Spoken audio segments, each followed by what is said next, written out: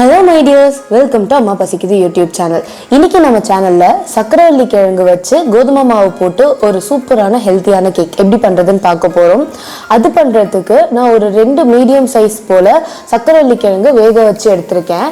So அத தோல் உரிச்சு நல்லா மேஷ் பண்ணி எடுத்துக்கோங்க.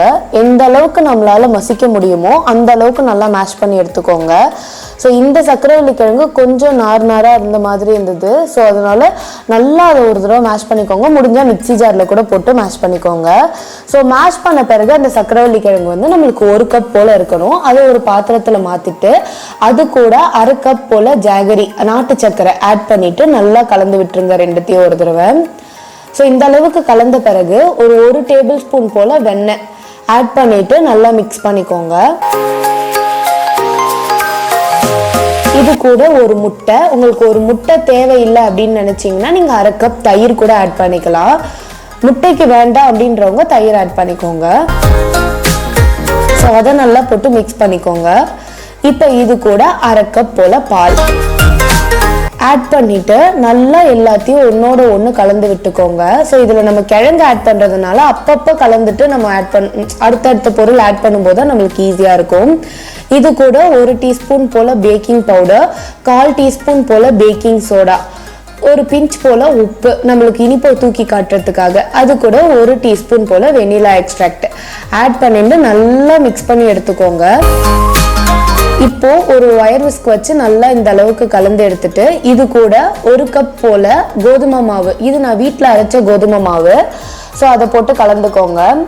நம்மளோட கோதுமை மாவுக்கு ஏற்ற மாதிரி நம்மளுக்கு தண்ணி சேர்க்கிற பதம் வந்து மாறும்.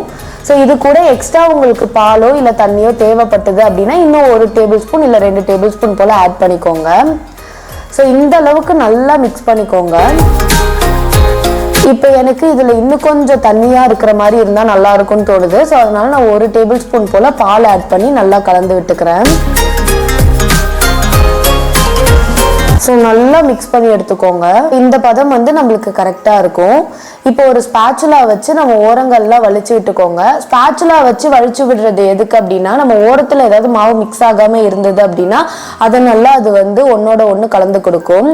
ஸோ இதுக்கு வந்து நான் வீட்டில் இருக்கிற சின்ன சின்ன பாத்திரம் எடுத்து அது ஃபுல்லாக நெய் அப்ளை பண்ணி வச்சுருக்கேன். அதில் வந்து இந்த மாவு எடுத்து போட்டுக்கிறேன். ஸோ இந்த அளவுக்கு இந்த கன்சிஸ்டன்சி இருந்தால் உங்களுக்கு நல்ல டெக்ஸ்சர் கிடைக்கும். இது மேலே வந்து ஒரு டாப்பிங்ஸ்க்காக நான் வந்து கருப்பு எள்ளு வெள்ளை எள்ளு ரெண்டுமே சேர்ந்து கலந்து வச்சுருக்கேன். அதை மேலே ஃபுல்லாக தூவிக்கிறேன். ஸோ உங்களுக்கு தேவைக்கு ஏற்ப மாதிரி தூவிக்கோங்க. ஸோ இந்த அளவுக்கு இப்போ இதை பேக் பண்ண போகிறேன். இது எல்லாத்தையும் ஒரு ட்ரேல மாற்றி வச்சுட்டு இதை வந்து ஒரே இதுவாகவும் நீங்கள் பேக் பண்ணலாம், ரொம்ப நல்லாயிருக்கும் ஒரே கேக்காகவும். ஸோ இதை வந்து 180 டிகிரி செல்சியஸில் ப்ரீஹீட் பண்ண ஓவனில் 30லேருந்து 35 நிமிஷம் போல் வச்சுக்கோங்க. 30 நிமிஷம் வச்சு பாருங்கள். உங்களுக்கு அந்த ஒரு குச்சோ இல்லை கத்தியோ உள்ளே விட்டு பார்க்கும்போது உங்களுக்கு ஒட்டாமல் வந்தது அப்படின்னா நீங்கள் 30 மினிட்ஸில் எடுத்துருங்க, இல்லைனா 35 மினிட்ஸில் எடுங்க. ஸோ இப்போ வந்து 30 நிமிஷம் தான் ஆயிருக்கு. ஸோ எவ்வளோ சூப்பராக ரெடி ஆகிருக்கு பாருங்கள். ஒரு டூத் பிக் விட்டு பாருங்கள். ஸோ இந்த அளவுக்கு ஒட்டாமல் வருது பாருங்கள். இது இப்போ ஆறட்டும். ஒரு 1 hour போல் ஆறி இருக்கு. ஸோ எந்த அளவுக்கு சூப்பராக வந்திருக்கு பாருங்க. இப்போ ஒரு கத்தியோ இல்லை ஸ்பூனோ வச்சு ஓரங்கள் எல்லாம் நல்லா எடுத்து விட்டுட்டு அது ஒரு பிளேட்ல மாத்திக்கோங்க.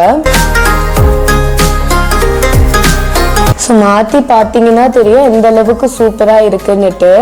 ஸோ இது வந்து வள்ளிக்கிழங்கு யூஸ் பண்ணதுனால இது கொஞ்சம் நம்மளுக்கு வந்து அந்த ஈரத்தன்மை இருக்கிற மாதிரி இருக்கும், ரொம்ப சாஃப்ட்னஸ் வராது.